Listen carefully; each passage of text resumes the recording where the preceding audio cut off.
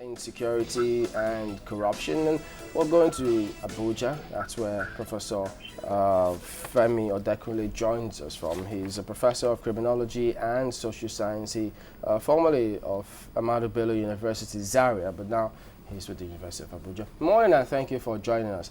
Well, yes, this comes in the wake of the president's call for the country for also to stand in unity and purpose for the country. But in spite of all that call, you still have people who thought that, well, perhaps we should strengthen the fight of insecurity and corruption. Then it will be a strong footing for him to make that call. Do you agree with that first and foremost? And secondly, perhaps you give us subsequently then your assessment of how we're going about this fight for corruption and insecurity.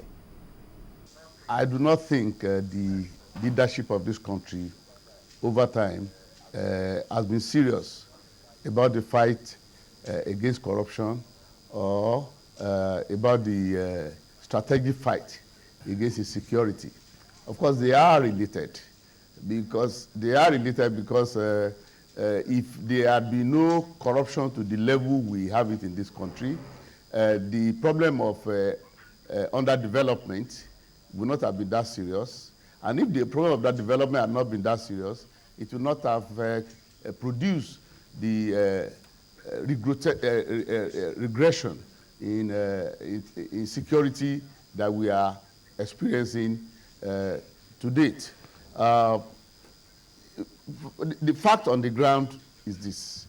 If you look like Nigeria very well, the country seems to have been turned into a racket, whether politically, economically, or socially, in which a cartel engages in which the ruling cartel, the elites generally, they are engaging in political and economic racketeering. Do not mind what ministers tell you in terms of macroeconomic indices to say we are growing. Of course, nobody would deny that we are growing, but the growth is not, I repeat, the growth is not translating into development. Development has to do with impacting on the socio-economic and political life of the average citizen. It has to do with the distribution of the dividends of development. Like I said, nobody can deny we are growing. But the reason why the growth, so those macro indices are not translating into development that the people can feel has to do with corruption. And the consequences of the resulting of that development cannot be divorced from a level of insecurity which has been worsening, if you allow me to say, from the 60s to today. Taking from the bottom of your poster, you find that in the 60s we used to worry only about ordinary theft and troop fighting. What are we worried about now? We are worried about armed robbery and last-aid corruption. We used to worry about troop fighting, AFRI. Now we are worried about assassination and bombing. In the 60s, over time, we used to worry about ethnic disagreements. What are we worrying about now? We are worrying about serious ethno-religious crises, whether from the Modakeke Ife of old, Umuleri Aguleri of years back, or currently the Just Bauchi and related crisis, which means things have been getting worse. And the reason things have been getting worse is because the development situation has been worsening. So it is important to appreciate this, that government is not tackling the matter of corruption and therefore insecurity from a strategic point of view.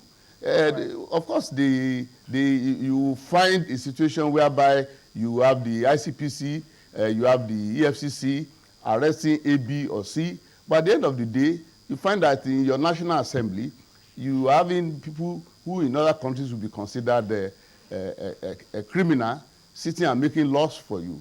I was scandalized to see so-called Honorable Lawan some weeks back sitting in the House and apparently going to represent the country even in foreign countries. And a good number of senators and assemblymen have cases to answer in court. And the last time, if you recall, Yeah, yes, you want to ask me a question? Yes, I was going to say that, Okay. I mean, when you say we, there are those who like to put that in context, because before now, they've talked about the fact that those, with respect to fight against corruption and tackling insecurity, and perhaps how the statement came where the president had to speak about unity and purpose of the country. You got people who have said it is the greed of the ruling class, the elite class, the political class. I mean, they say they are the ones who just want so many things for their selfish purpose. The average man just wants to get his 24 hours electricity, go buy his business, and just get on with his entrepreneurship. And so it is the selfish call, the selfish purpose of the political class. Those are the ones championing some of this. And if you really trace it down, it doesn't really go down there. But I thought that should have been clear from what I said. The ruling of political class is responsible in terms of leadership deficit.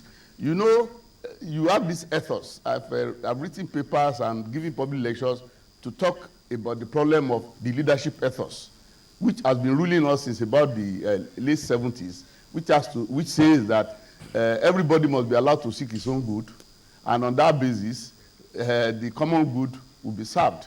But the reality of the situation is that that has not been so. It is this ethos that is responsible for the corruption, the high cost of governance, and decrease underdevelopment.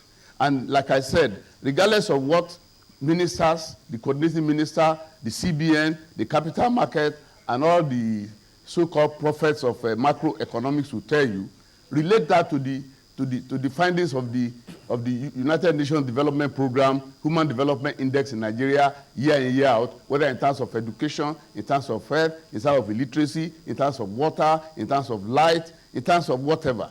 So that you find that the economic existence of the average citizen shows that we are running a rich economy, but it's poverty for majority of people in this rich economy.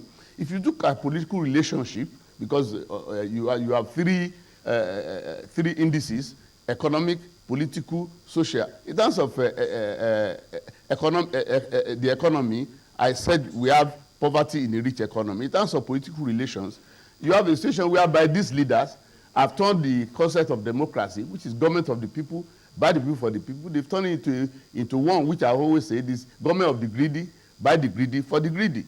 And this has led to a social situation of existence for majority of our population, that living has become atomistic or individualistic. And this, again, has been responsible, let me repeat, for the worsening security situation. And we have been warning for 20, 30 years that this thing can only get worse. And it's getting worse. Nobody could think Nigerians will have suicide bombers. But now we have suicide bombers. In fact, it is this economy, this situation, that has created about 2 or 3 categories of youth. You have the few who are the children of rich. They are in their comfort zone.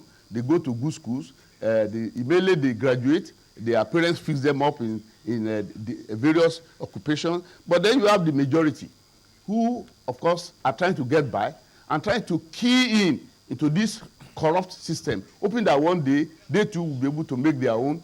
They are not trying to change it. Then, of course, a good number of them, again, are deluded by religion, believing that by praying day in, day out for 24/7, things are going to get better.